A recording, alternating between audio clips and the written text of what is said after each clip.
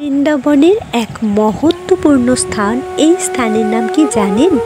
এই স্থানকে কি নামে ডাকা হয়? এখানে শ্রীকৃষ্ণ বাল্যলীলা করেছিলেন। এই স্থানের নাম রমণ রেতি। রমণ অর্থ খেলা, রেতি মানে বালি বা ধুলো।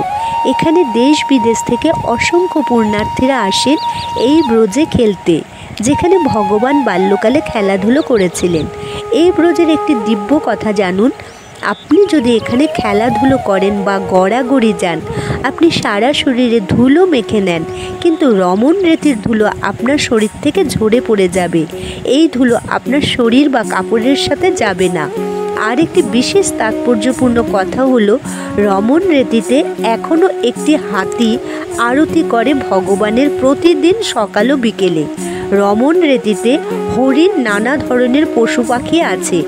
এখনও মনে করা হয় এই পশু পাখিরা ভগবানের খেলনা হয়ে ভগবানের সাথে খেলা করে। এখানে অনেক সন্ত মহারাজদের ভজন কুটির আছে। ভজন কুটিরে সন্ত মহারাজরা সাধন ভজন করে থাকেন।